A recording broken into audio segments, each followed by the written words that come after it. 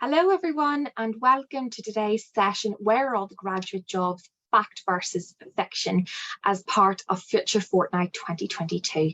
It's great to see so many of you here, so thank you so much for joining me today. My name is Jenny Sloan. I'm one of the careers consultants here at the University of Manchester, and I'm joined by my colleague Sammy, who works in the graduate transitions team.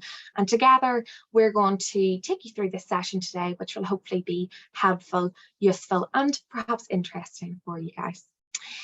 So we've got 60 minutes together today, and we've got a lot to get through. So we're going to start with an overview, some introductions, and some information about how the session will run.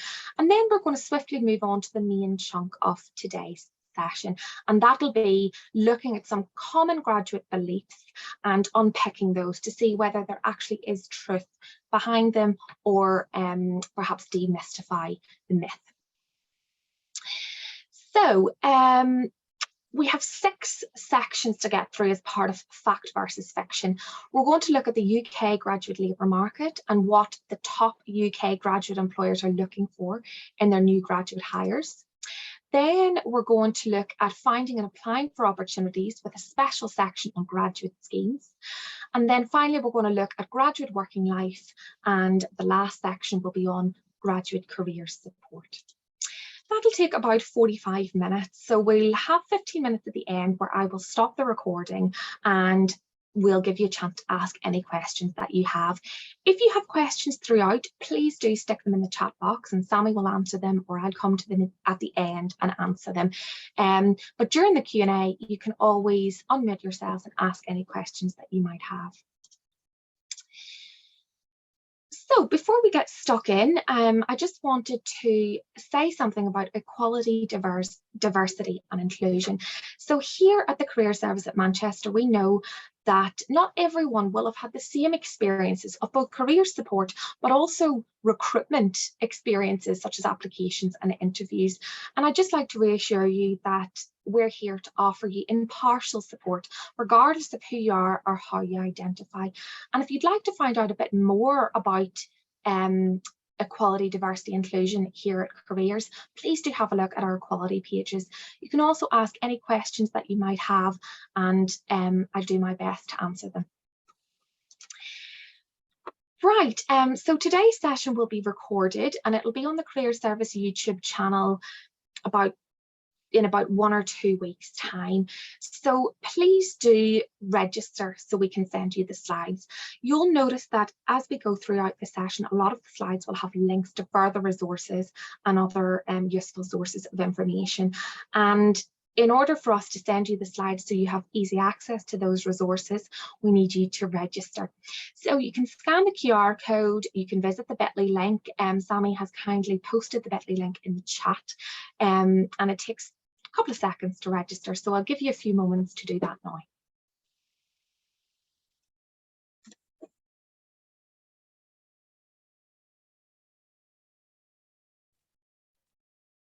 Great, okay. I'll move on, but the bit.ly link is in the chat if you need it. So the first section we're going to look at as part of the fact versus fiction element of today's workshop is the UK graduate labour market. Everyone is a university graduate nowadays. We hear that a lot, don't we? But that is just not true. According to Universities UK, just under half of the UK workforce had a degree or equivalent qualification at the end of 2020, but over half don't and never have. So having a degree in the UK does make you stand out, because not everyone is a graduate. There are no jobs because of the pandemic. That's something that we heard quite a lot in the media and through other sources throughout the COVID-19 pandemic. And currently that's not true either. Thankfully, the job market is recovering. So in fact, employment levels, although they're still below their pre-pandemic levels, they have risen over the past quarter and the past year, which is great news. And likewise, unemployment levels have fallen over the past quarter and the past year. And they're actually over 100,000 below their pre-pandemic levels, which is fantastic. And finally, there was just shy of over just shy of under 500,000 more vacancies in February to April this year than pre-pandemic levels, according to Prospects Illuminate UK graduate labour market update in May. So that's really good news that the job market is recovering. But you might say, well, there are no graduate jobs because of the pandemic. There might be jobs, but there are no graduate jobs. That is false. Actually, there are plenty of graduate opportunities at the moment, and the graduate job market in the UK has recovered, with the number of vacancies now 20% higher than they were in 2019 before the COVID-19 pandemic, according to the Institute of Student Employers. And actually, companies responding to the Institute of Student Employers, ISE's vacancy survey 2022, because of this survey, the ISE, which represents the UK's largest student employers, reported that job vacancies for graduates will increase, or are due to increase, by more than a fifth, 22% to be exact, in 2022 compared to 2021. So there are vacancies there, but it is worth noting that nearly 1 in 5 employers, 18%, noted that the quality of graduate applicants had dropped. They believe that the quality of graduate applications had dropped, and they stressed that to be successful, students and graduates need to focus on both career planning and application readiness, and we will cover those two areas throughout the presentation. This is something I hear quite a lot in guidance appointments. I can only work in the field that I studied, but that's definitely not true. In fact, a large portion of graduate level jobs are open to people of any degree discipline, so please don't feel constrained by what you've studied. Instead, familiarise yourself with a range of options, career options, so you, as well as perhaps those that you've already thought of. And actually, at a recent on-campus careers fair, around 60% of recruiter exhibitors were hiring for graduates of all degree discipline. So that's really good news, that while your degree can lead you down a vocational route and lead you to a specific path, many degrees can also equip you with lots of transferable skills that are really useful in lots of different industries and sectors. And indeed, you know, many employers, as I've just said, hire from all degrees, and they really value a breadth of perspectives and skill sets. And there's lots of different roles requiring different strengths and knowledge within the same organisation or sector. A lot of employers who hire graduates from all degree disciplines will have in-house training for their new graduate hires, and they're looking for motivation, enthusiasm, that willingness to learn, and of course those transferable skills that are absolutely crucial.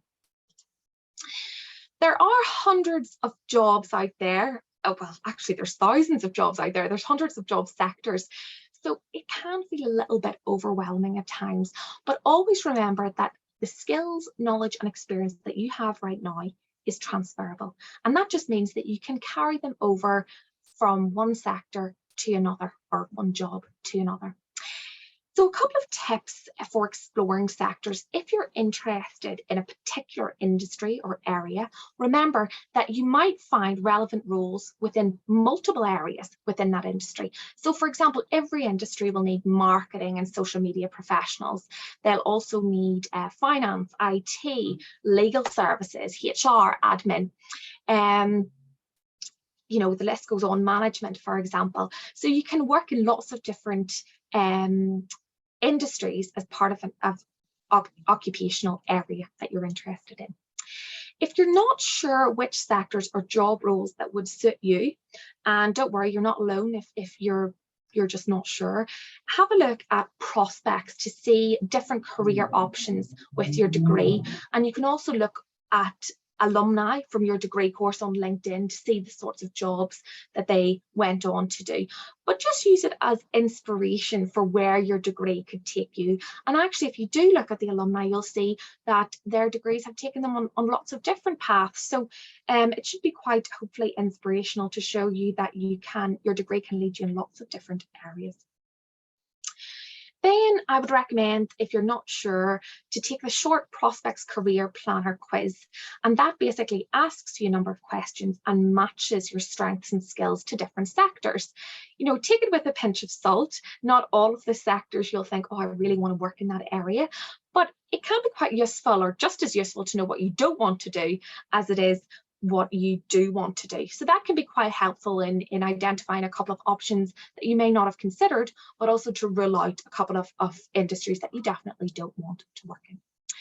Then take these results and research them using the Which Career pages of our website to find out more about specific areas within general industries and sectors and specific job roles on Prospects. Actually, Prospects have over 500 job profiles, and they're a really great way to find out more about how to get experience in a specific field, what the day-to-day responsibilities look like for a specific job, you know, expectations in terms of salaries, working hours, working conditions, all for individual jobs. So Prospects job profiles can be really, really helpful in exploring different jobs and industries. And finally, keep an eye on Career Connect's event calendar for industry-specific events, including Meet the Professionals, which are alumni panels across lots of different sectors, because they can be really eye-opening and give you lots of great insights into any industries that you're interested in. So here are a couple of examples of alumni in careers that are totally different from their degree programme. So Linny studied mechanical engineering and now she works in transport planning. Madeline did a law degree and now she works in human resources and staff training and development. And finally, Hattie did a master's in humanitarianism, conflict response, and now she works in education. And actually, each of these alumni did a graduate career story for us. So when you get the slides, if you've registered, you can just click on their pages and, click on their names, and that'll take you to their graduate career stories and you can find out a bit more about them. They're absolutely fantastic, so I definitely recommend that you do that. One sort of statement I've heard increasingly is, I can't get a tech job if I don't have a STEM degree. I can get a tech job if I don't have a STEM degree. And this is very, very true. You can break into tech even if you don't have a STEM degree.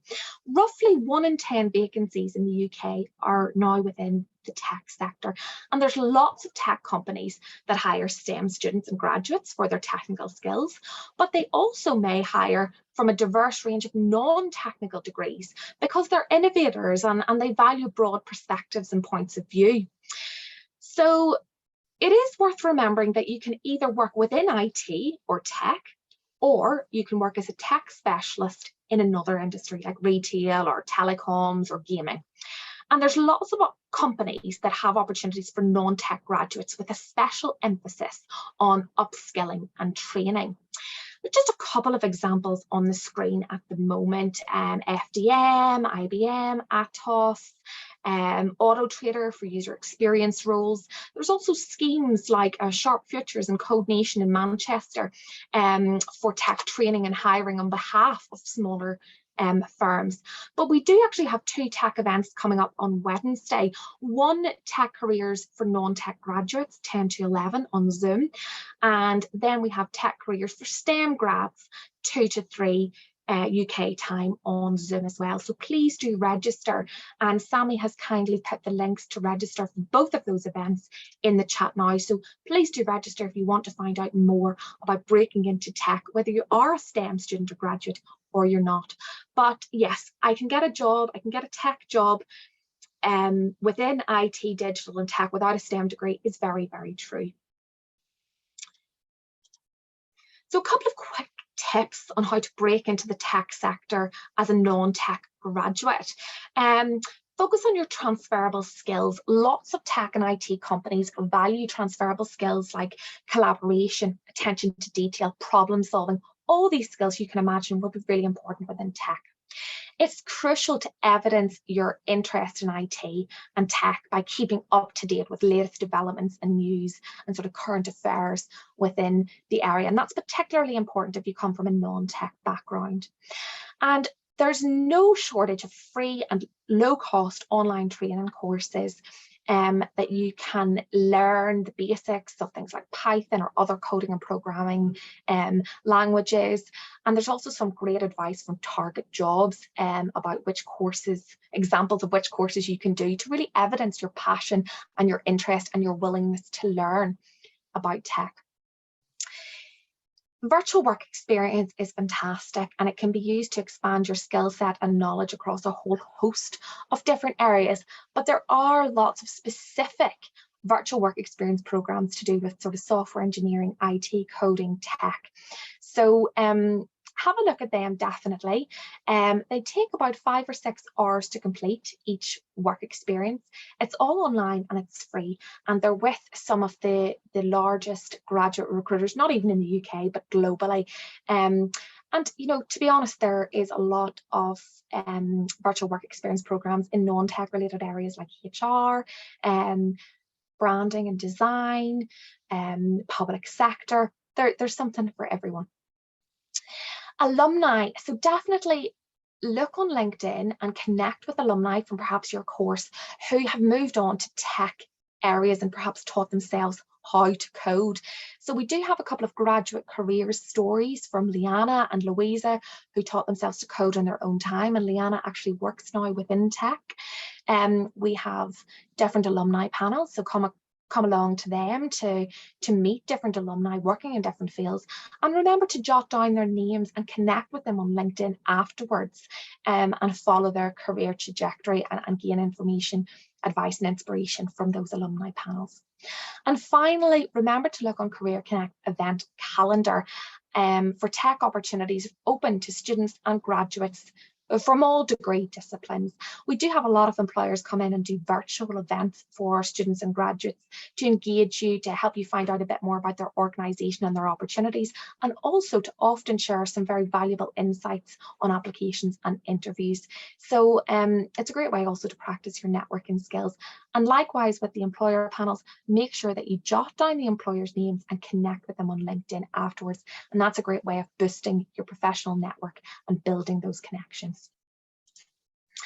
I have to move to London for graduate level work. I've heard this a lot. People that really want a successful early graduate career, but they feel they have to move to London. That's just not true. You know, there's many great, fantastic graduate jobs can be found in lots of different locations, including London, but also in other areas too. So of 2019 graduates, around 1/5 were working in London 6 months after graduation. But in 2019, 42% of graduating students who went to a local institution stayed locally to work. And in the Northeast and Northwest, more than half of graduates fell into this category. The annual population survey data shows that 20% of UK people with a degree or equivalent qualification aged 16 to 64 lived in London at the end of 2020. That's only 20%. And as of the 10th of June, more than 1/5, 21.75% of full-time graduate roles on Career Connect were in the Northwest. So great news if you want to stay in the Northwest. Many graduate schemes have offices in lots of UK cities like Belfast, Cardiff, Glasgow, Manchester, Leeds, Bristol, or even worldwide. And you can often state a preference of where you'd like to go when applying for those big graduate schemes. So no, definitely you can build a very successful graduate career outside of London, both in and outside of London. And a great scheme if you want to stay in Manchester specifically after graduation and you're a 2021 or 2022 graduate is Manchester Graduate Talent. If you haven't heard about it already, Manchester Graduate Talent sources paid graduate level work across a huge range of sectors in different locations around Greater Manchester. The roles could be usually between 12 and 18 months in length, but you might get some permanent roles, you might get shorter contracts, but they're based within either charities or businesses in Greater Manchester or at the University of Manchester itself. And they are for 2021 and 2022 graduates from the university. So if you'd like to find out a bit more, have a look at the website, join the Facebook group if you're on Facebook, and sign up for the weekly vacancy bulletin. You can also have a look on Career Connect for some MGT vacancies. And we do have a session on Thursday, 11:30 to 12:30 UK time on Zoom, about where MGT can take you. So you can find out a bit more about MGT from the MGT team, but also you can meet some graduates who actually underwent an MGT internship and are now working within sort of different areas. So it's a really great session to go to, and Sammy's put the link in the chat there if you'd like to register for that. So let's move on to what employers want. Soft skills aren't that important. You know, you might have guessed already since, you know, given what I've been saying throughout this presentation, but that is very much false. So you'll see transferable soft skills in lots of different graduate job descriptions, and you will be expected to at least have some of the skills required to do the job, or at least the ability to acquire them. But chances are you actually have a lot of them already. So have a look at our skills inventory on the transferable skills pages of our website to check which skills you have and how you can evidence them on applications and interviews, which is of course crucial, and which ones you maybe need to develop or strengthen. And our transferable skills pages are really useful in giving you a breakdown of lots of different transferable skills, so what they mean, why they're important to employers, and how you can acquire them. But the ISE Development Survey 2022 showed that employers are empathetic that the pandemic will have meant that students and graduates, maybe they didn't have as many opportunities to hone those soft skills through things like, you know, work experience, placements, internships, shadowing, part-time work, etc. However, there are still two areas employers ranked higher in 2022 for graduates than in 2021. The top areas for growth for graduates in 2022 were emotional intelligence, with 6% more employers saying that graduate applicants didn't have emotional intelligence, you know, evidenced in their job descriptions compared to 2021, and self-awareness, which was 5% more in 2022 compared to 2021. And we'll have a look at each of these in a moment. But the fact that employers have lower expectations for some soft skills at the point of hire is not showing that soft skills are not important, but rather more that, you know, employers are a bit more realistic about what graduates will have at the start of their early career and the areas that might need a bit more improving. You know, given the pandemic and the fact that a lot of people were independently perhaps learning online and things like that. But still very, very important. And it's really crucial to evidence those soft skills in applications for your graduate jobs, and also when you're talking about your skills and experience in interviews. So let's just have a look at emotional intelligence. You might recognize some of these slides if you attended my session last week, week 1 of Future Fortnight, on skills employers want and how to get them. So apologies if you get a little bit of deja vu, but they are very relevant. So I thought I would take today's attendees through them as well. So emotional intelligence is basically your ability to, you know, articulate and manage your emotions, but it also includes how you interact with others, your interpersonal skills. A couple of ways you can develop emotional intelligence: interacting with others, supporting, helping them through perhaps volunteering like PASS or peer mentoring will definitely count. Doing things that challenge you, reaching out for some work experience, connecting with alumni on LinkedIn, applying for work experience in an industry you find really exciting. Think about the ways you've engaged with other people, perhaps in teamwork, either on your course, through part-time work. This all will contribute to your emotional intelligence. Communication, leading on for that, is key for emotional intelligence, and you'll have lots of examples, I have no doubt, of communication through your degree, but you can also enhance your communication skills through LinkedIn, through networking with employers and alumni, through asking questions at events like this, and also virtual work experience that we were talking about a couple of slides back. A Customer service experience is a fantastic way to build emotional intelligence. So think about any part-time jobs that you've had, maybe in hospitality, retail, that you've had to work as part of a team under a busy, hectic, stressful environment. And also how you interact with the public, interact with customers, you know, professionalism, politeness, friendliness, perhaps some conflict resolution, etc. Emotional intelligence is also connected to your ability to negotiate, persuade, and influence others.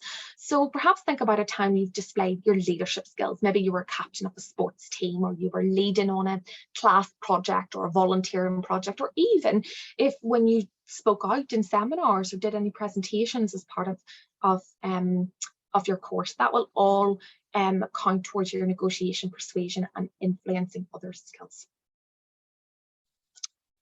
Self-awareness essentially encapsulates your general understanding of who you are. So what you want, what you're interested in, what you value, what your strengths are, what your weaknesses are. A couple of ways you can develop, you know, practical ways you can develop self-awareness. Think about what you enjoy. What are your hobbies? What do you spend your free time doing? You may not have had an awful lot of free time recently if you're a final year student and you've been doing your final exams and assignments, or if you're a new graduate and you're busy working. But if you think back to your degree, what did you prefer as part of your degree? Did you prefer group work? Did you prefer independent research? Did you really like doing presentations? Or did you prefer perhaps writing reports and essays? So just think about your strengths in that way and what you enjoy. What do you want from your first graduate job? And that can be quite a big thing to look at, but it is really, really important. So what you want from your career in general will change over time, and it's likely you'll have lots of different jobs over the course of your career and your life. So just think about the next 1 to 2 years if you're not sure. And break it down. You know, do you want to be part of a big team? Do you want to be challenged? Do you want to try something totally new?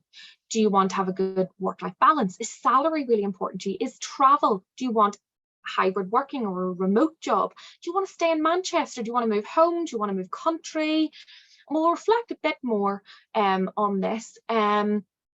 But it is really important just to think about the next 1 to 2 years and what you want to get out of the next 1 to 2 years. Next, think about your values, your personal values. So these will be different for everyone. Perhaps you really value helping others, and perhaps you're really passionate about protecting and preserving the environment. Maybe you love innovation and creating something new. Maybe you like giving back to the community. Maybe you prefer working on global issues. They're all very, very unique to us. If you struggle to think about your values and your strengths, definitely do the questionnaires on profiling for success. There's lots on personality types, learning styles, career inventories, things like that. And they can be really insightful and can be really good reflective exercises.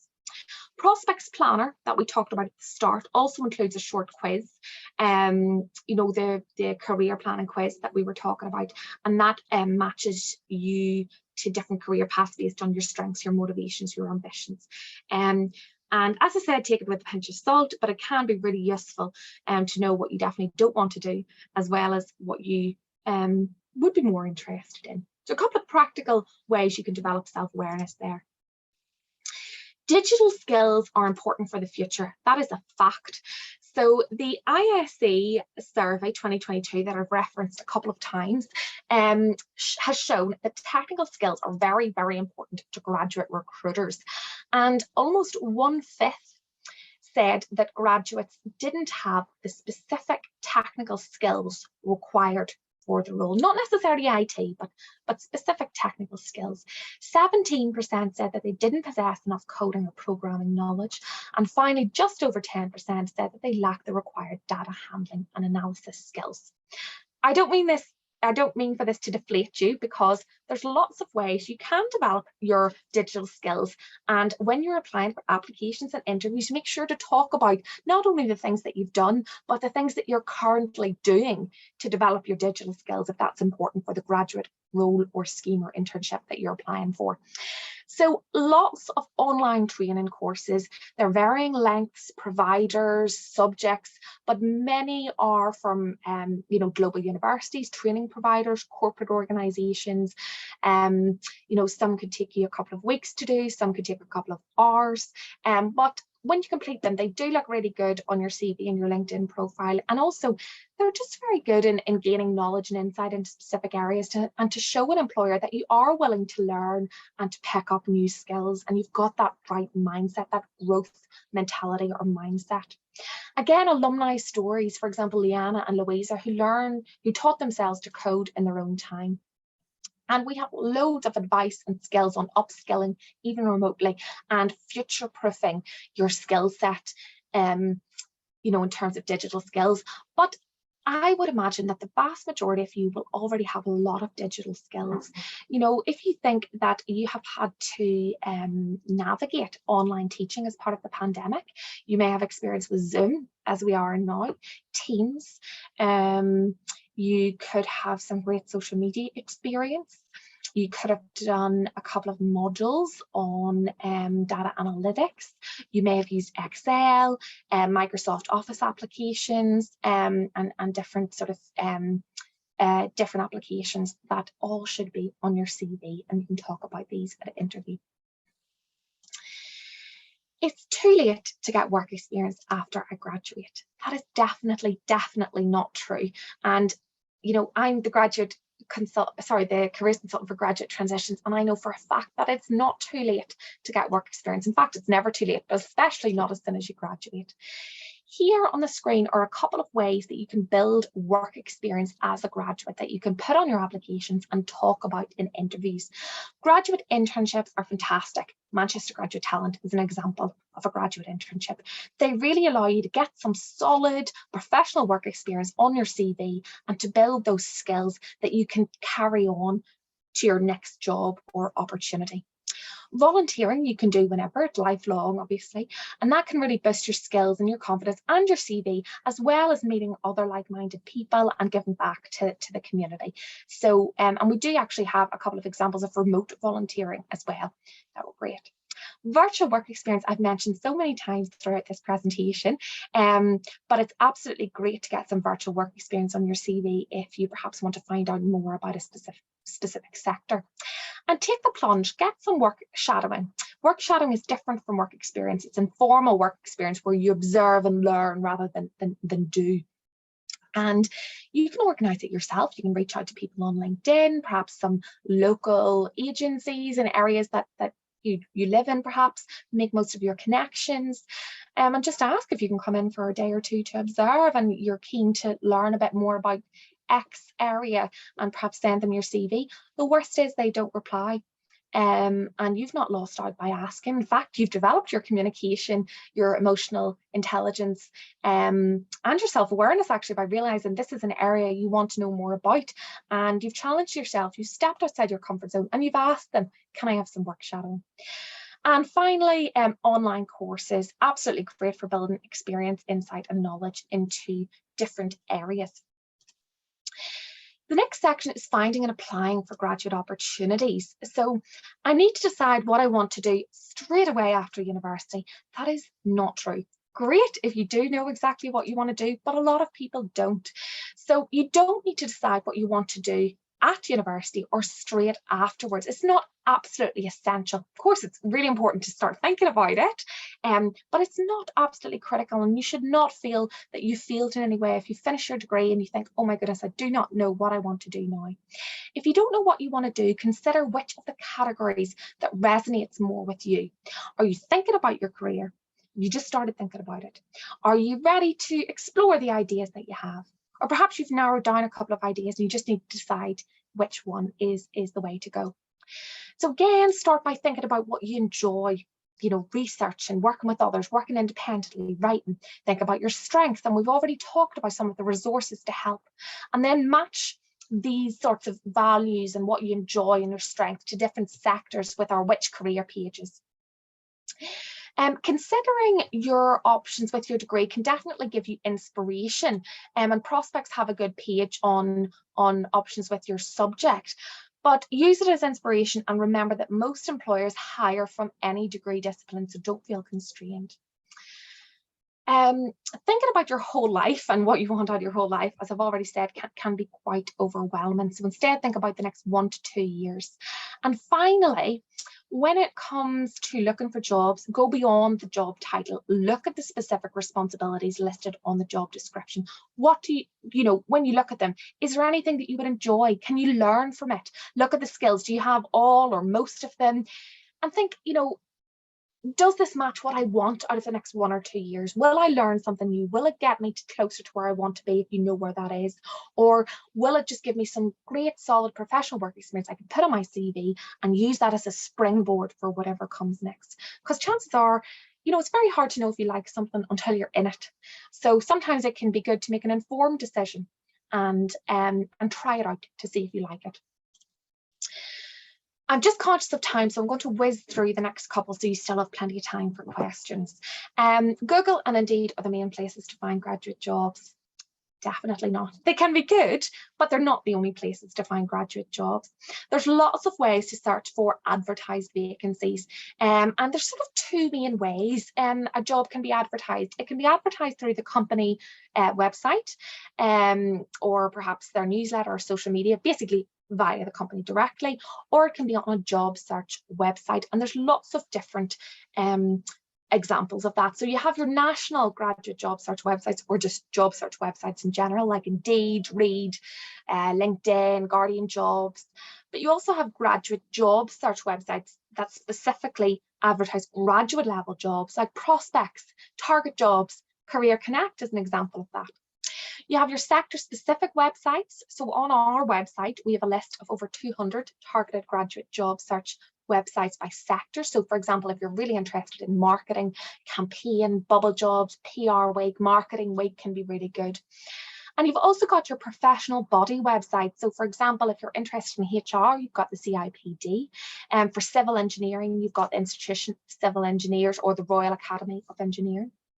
We've already talked about the company's own career pages on their website, but also their social media, like their Instagram, their LinkedIn as well.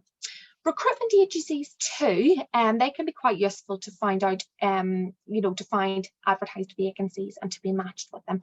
But have a look at the advice on our website on how to use recruitment agencies safely and securely to complement your graduate job search. I wouldn't rely on them totally, but they can be a useful component of your graduate job search. And of course, we have more information on researching employers and jobs too, and I could do a whole session on that. Well, all jobs are advertised. That's a myth. That is not true. The second sort of main graduate job search strategy is the tapping into the hidden job market. And hidden jobs, unadvertised jobs, they're harder to find than advertised opportunities, but this often means that they're less competitive. And it's hard to tell exactly, but roughly only about 20% of jobs are openly advertised. 70% of jobs are secured speculatively, and the other 10% are secured through things like, you know, networking. So the hidden job market is very common in competitive sectors like charity, design, environment, the media. And for these sectors in particular, networks are really important. So it's really important to be curious, connected, and courageous in terms of tapping into the hidden job market and just going for it. Number one thing, if you don't have a LinkedIn profile, create one. Go to those employer alumni fairs and careers workshops, all the ones advertised on Career Connect. Go on company websites, and send connection requests to panelists and speakers on LinkedIn. And that's a really good way of building this network that is so important for the hidden job market. And of course, if you're new to LinkedIn, remember to start from the start and connect with staff from the university. Connect with myself. I'm more than happy to connect with any University of Manchester students and graduates. Connect with any colleagues you've had through volunteering or part-time work, or work experience or industry placements. Connect with your friends, your peers, your family, your teachers, your lecturers. And we do have lots of advice on how to send connection requests and start conversations with employers and alumni on our website. Just make sure that you always have a professional social media presence, and that it really effectively illustrates your achievements, your skills, and your experiences, because employers will be looking at this. You can have a look at our speculative job search guide online, and you can also have a look at our template speculative cover letter to help you get started. But really, one slide is not enough to sort of tell you everything about the hidden job market. And we do have a session tomorrow, 2 to 3 p.m. UK time on Zoom, all about finding hidden jobs and making speculative applications. So I would say, if you're interested in one of, breaking into one of those really competitive industries like media design, sustainability, charity, then definitely attend that if you can. Researching employers, again, that's really important for the hidden job market, because you want to have sort of a list of targeted employers. Their website is an absolutely fantastic source of knowledge about the company culture, their mission, their values, as well as even just recent news stories about them, achievements, awards that they've won. So have a look under the About Us section to find out a bit more. Make sure you follow any companies that you're interested in on social media, like Instagram, Facebook, LinkedIn, because this is where you'll find the latest news and updates. But just remember, professional online presence. A quick Google or a quick search can bring up recent news stories about any projects the company you're interested in has been involved in, any investments or funding bids that they've won. And you can also subscribe to relevant industry news or blogs or professional membership bodies to find out more about industry trends. Also, I forgot to say that on the company website, there'll also be a section usually where they publish their annual reports. And this can be really good research for interviews and applications, because it can reveal their clients and their competitors and some really useful information in there that can help you to research the employer thoroughly. Lots of companies run online sessions on Career Connect in order to engage directly with the University of Manchester students and graduates. There's absolutely loads, so definitely attend those, and remember to join alumni panels, particularly if you find that alumni who is working for an organization that you're really keen, or even a sector you're really keen to break into. Remember to go to that alumni panel and connect with them on LinkedIn and start a conversation. Also, there's websites like the Student Room and Glassdoor that can be really insightful and helpful too in researching employers. And again, we've got lots of resources on how to effectively research employers and jobs on our website. It's impossible to get a job in the UK as an international student. That's not true, not true at all. So many EU and non-EU students find professional, fantastic graduate level opportunities in the UK after graduation. And here's just a couple of examples of your options if you're an international student or graduate looking for work in the UK, graduate level work in the UK. So there's the graduate immigration visa route. So international students who have successfully completed an undergraduate or a master's degree are now able to remain in the UK for work for 2 years after graduation through the new graduate route. PhD students who successfully complete their course in the UK will be able to stay for up to 3 years, and the work can be in any sector at any level without any minimum salary requirements or the need for visa sponsorship. So have a look, have a look in detail about that as well. There's a skilled visa. So in order to apply under the skilled worker route, you need to have sponsorship by a licensed employer to do a specific job that meets minimum level skill and salary. So again, more information on that can be found on the website. And another option is the startup visa. This is a visa endorsed by the University of Manchester for students and graduates who want to start a business in the UK. But just to note, this route closes on the 31st of October 2022. So, definitely look at that before then. And move through that quite quickly, because the Career Service, we can't offer legal or immigration advice, but there are lots of support and resources available. Have a look at our international pages for more information, including how to access free immigration advice appointments as students' latitude law. But they're for students only, so make sure that you get booked in with them if you want to before your student status expires. Websites that can be useful for looking for UK jobs for international students include Career Connect and Grad. And also definitely make use of those networks, particularly alumni networks. And we have a dedicated LinkedIn page for University of Manchester international students and graduates. That is great. That is great for connecting with other international students and graduates. And again, lots of international employers advertise events on Career Connect specifically for international students looking for work in the UK. So keep an eye on Career Connect, go to those events, connect with those people on LinkedIn. I do have to say though, it is an invaluable resource is this sort of alumni network. So tapping into support from the international alumni who have been successful in finding a graduate job in the UK can be really inspirational and also very valuable in giving you practical advice and tips. And we do have a variety of articles and testimonials on our blog written by graduates who have been in this position with fantastic advice and practical tips to help you do that. But if you want a bit more information, you can always book a careers guidance appointment because I know every situation can be different. Just remember, we can't offer legal advice, but we can definitely signpost and we can offer as much guidance and support as we can. So please do book a careers guidance appointment on Career Connect if you want to talk about your situation in a bit more detail. More applications equals more interviews. Not necessarily. So tailoring your CVs, your cover letters, your applications to specific industries, companies and jobs is absolutely crucial. And Liam, a 2019 chemistry graduate, echoes that. Recruiters really can spot a generic application extremely easily, not only your cover letter, but also your CV.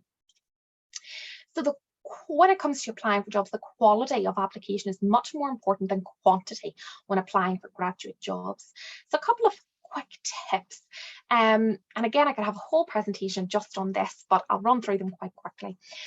Tailor each of the documents, whether it's an application form, a CV, a cover letter, for every role that you apply for. If the employer gives you advice on your application or feedback, act on it, make those changes. If you're not sure how to, come to us and we'll help you. As a general rule of thumb, make sure your CV is 2 pages, both sides of an A4. Not always, but generally if you're applying for graduate work in the UK, that's the case. And a super simple structure for cover letters is your introduction, the 3 whys, why the company, why the job specifically, and why you, and then your conclusion. But I've run through them very, very quickly. I just wanted to give a couple of quick tips, but there's lots of support to help you, including on-demand online support that you can access whenever you want, wherever you want. We've got pathways, which are sort of like self-guided learning modules on applications, CVs and cover letters. We've got Career Set, where you can get instant feedback on your CV and your cover letter. And we've got lots of online support like templates and example CVs too. And finally, you can get one-to-one support through 20-minute application advice appointments, and they're bookable on Career Connect. Right, we're moving on to graduate schemes now.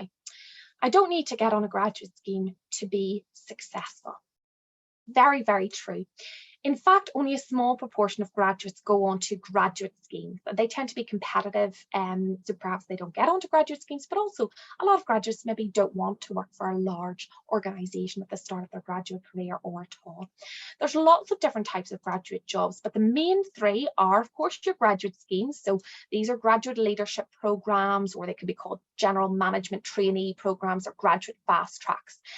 They tend to be 2 to 3 years in length, and they can include rotational placements and the opportunity to work towards a professional qualification. The majority of graduate schemes are offered by large organisations like the NHS, the Civil Service, Mott MacDonald, PwC, Deloitte, Cancer Research, Jaguar, Teach First, Frontline, just listing some of them. It tends to be very important to apply early, usually in autumn, for the following autumn start.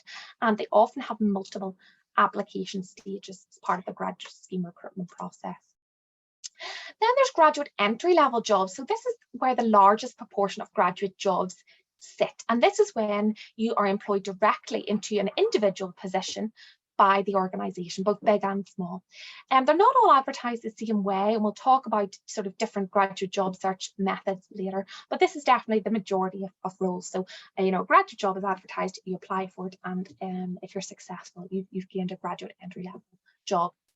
And then we've already touched on graduate internships, for example, Manchester Graduate Talent. This is graduate level work for a short period of time, usually about a year or less. So a couple of examples of the employers that some of our graduates at the University of Manchester go on to work for as part of graduate schemes. So there really is a massive majority, and they offer some great opportunities. But it is important not just to concentrate to the branded companies that you, concentrate on the branded companies that you recognise, because there's lots of fantastic opportunities for smaller or lesser known organisations. And in fact, SMEs, small to medium-sized enterprises, account for 3/5 of employment and around 50% of turnover in the UK private sector, according to Statista. So the graph here from Statista shows the total number of people employed by SMEs in the UK from 2011 to 2021, so over a 10-year period. And that's a total of over 16 million, with an estimated turnover of 2.2 trillion. So absolutely huge. And there's lots of benefits for working for, lots of benefits of working for an SME. So they could include more hands-on responsibility from day one, working more closely with senior colleagues, even the CEO, and perhaps a greater diversity of experiences too. A couple of examples of graduate entry-level roles, which again is the majority of graduates go into these types of roles where you're employed directly by the organisation. Job titles can be a bit confusing, and it's not always clear what jobs are appropriate for new graduates. Because there's lots of different types. You might see associate, graduate, officer, trainee, intern.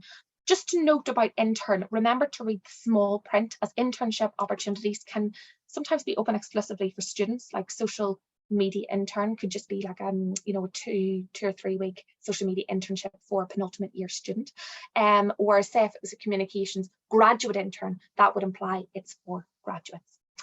And a team at the Career Service has analysed the job title information from our recent graduates, and they put together this wonderful glossary of popular entry-level roles with a brief description to help you demystify the process and what sort of job title means what. So have a look at our job titles explained pages for more information about that.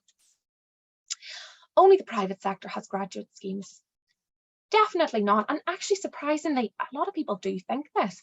A couple of examples of public sector graduate schemes. So you've got the NHS, the government, Teach First, Think Ahead, Bank of England, MI5, Frontline, Unlocked Grads. There's absolutely loads. So you can definitely find graduate schemes within the public sector in the UK too.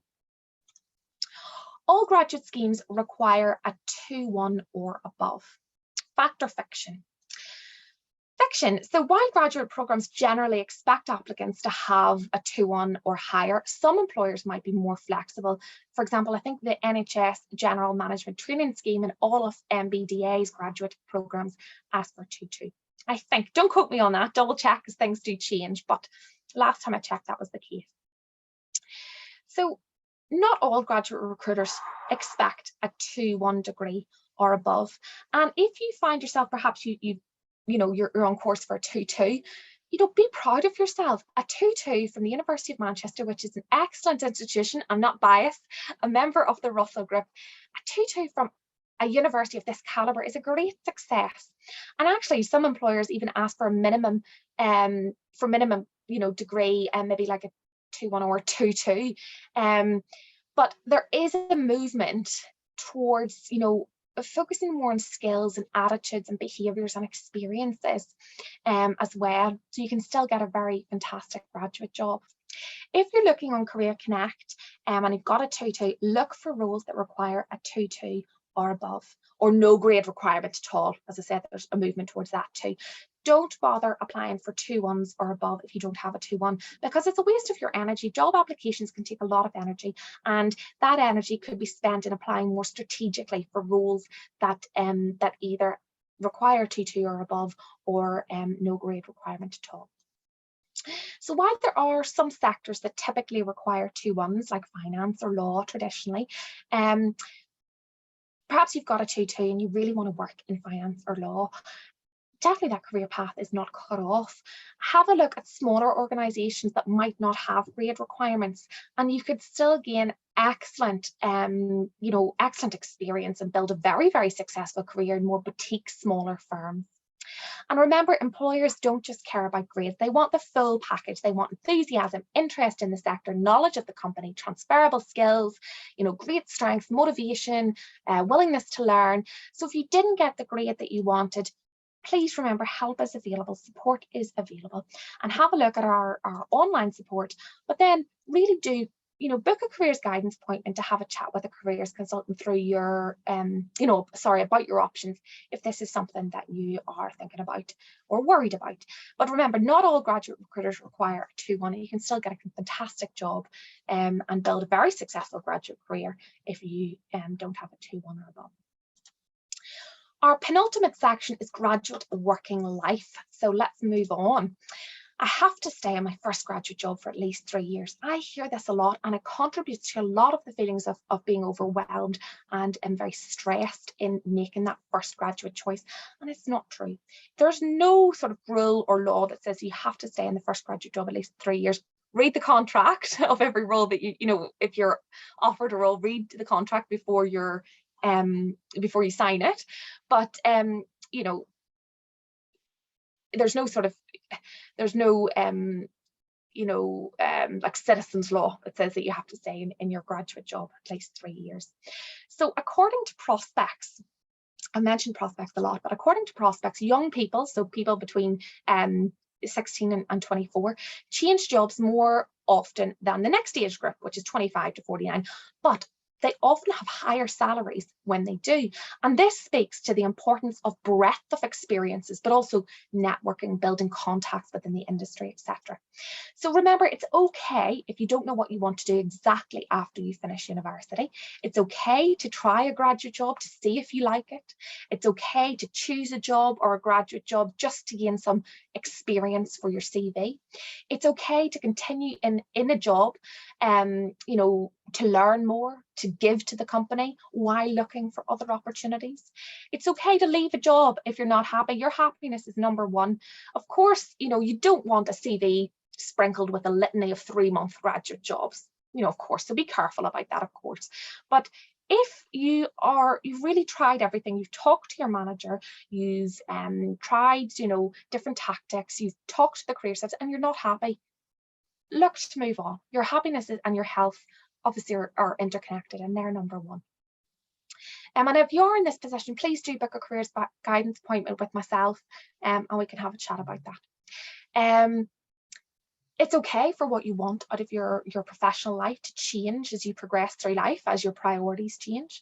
Travel might not be important now, it could be later. Work-life balance might not be as important as salary now, it could be later. Just different sort of values. And definitely it's okay to talk to us if you're not sure what you want to do, you're struggling to decide between jobs, you're not happy in work. A lot of people think you can only use the career service if you know exactly what you want to do and you just don't know how to get there. But actually you can use us for all sorts of things, and we will talk about that in a moment. What I want for my career will change over time. Absolutely. So what you want from your company, your workplace, your career will change over the course of your life as your needs and your priorities change. So consider what you want from the next 1 to 2 years if you're struggling to decide what career path you want to go down. I was actually going to do this as a short exercise, but we are running a little bit tight on time. So, make sure you're registered and I can send you these slides and have a think about what you want out of the next couple of years. It could be you really value recognition and benefits. It could be that you value remote working opportunities or flexible working. Maybe you want to be part of a big organization and organizational reputation is really important, but maybe you would prefer to be part of a smaller team and learn on the job. So that's totally up to yourself. Remember, these will change. And when you're looking at this, pick maybe 2 or 3, I would say, and think about only what you want out of the next 1 to 2 years, because considering anything further than that is futile in a certain sense, because what you want will change over time, but also the labour market will change too. Final section, thank you so much for staying with us if you're still here.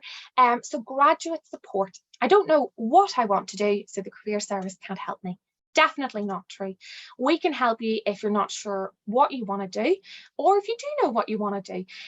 So lots of support is available no matter what your situation is, and that could be maybe you do really know what you want to do in your path, but you just don't know how to get there, or you're struggling a little bit. You don't have a clue what you want to do. We can still help. We can help if you want to change jobs, if you want application or interview help, if you want support with researching employers or talking to alumni or networking, and so much more. So do get in touch, have a look at our website and book an appointment, and we will do our very best to help you, whatever your situation in terms of careers. I can continue to get university careers help as a graduate. Yes, 100%. So everything you've been able to access in terms of career support throughout university, you can still access as a graduate for up to 2 years after your course completion date. And that includes one-to-one guidance and advice, events like this, on-demand career support, Career Connect, where you can search for opportunities, events and appointments. And also all of our online support too. So you can find out more on our graduate careers pages. And we actually have recently launched the University of Manchester Recent Graduate Careers Network. Sammy will put the link in the chat, and it's for all final year students and recent graduates. And it's a place where we can connect with each other, and you can find out about opportunities, events, vacancies, and also it's a way of keeping in touch with the university, because you can access the career service for up to 2 years after you finish your course. So, make the most of that access and support if you need it. So we've come to the end of our fact versus fiction section. I'm going to take you through further support, and then I'm going to stop the recording and give you a chance to ask questions. But it is week 2 of Future Fortnight 2022, and we have lots more events coming up this week, both in person and face-to-face. So Creative and Cultural Manchester Meet the Professionals is on campus today, 2 to 3:30, and it's fantastic if you're interested in breaking into the creative and cultural sectors, and a chance for you to build alumni connections and build your professional network in those areas. There's a session tomorrow on finding work in Manchester, and then also another session in the afternoon on finding hidden jobs and making speculative applications I've talked about. We've got a couple of tech sessions on Wednesday that I haven't linked here. We've got an MGT session on Thursday, and then on Friday we've got Can't Decide on a Career, Maybe You Don't Have to, which could be quite useful if you're not sure of your options or you're weighing up your options. So remember to stay connected. It's the best way is to follow the Career Service social media to hear about new events, programs and other initiatives that may interest you. So you can scan the QR code or search our handles on YouTube, Facebook, Twitter and Instagram. And a quick note about Graduate Outcomes Survey. So 15 months after you finish your course, you'll be contacted by an organisation called HESA, and you'll be asked or invited to fill out the Graduate Outcomes Survey, which is the largest annual social survey in the UK. It only takes about 10 minutes to complete. There's lots of reasons to take part in the survey. It gives you a chance to feedback on your course. It helps policymakers make decisions about higher education. It helps the university to improve and promote our courses, and it also helps the career service to tailor and adapt our support. So you'll receive an email closer to the time, so make sure your email details are kept up to date, and you can find a bit more about that on the Graduate Outcomes section of our website. So before I stop recording and move on to questions, can I ask you please to take a couple of seconds, less than 60 seconds, to give us some feedback on how you feel this event has gone. So, we really value feedback. We use it to adapt and improve our events, and constructive feedback and criticism is really important to us because it helps us figure out, what you want and how we can meet those needs.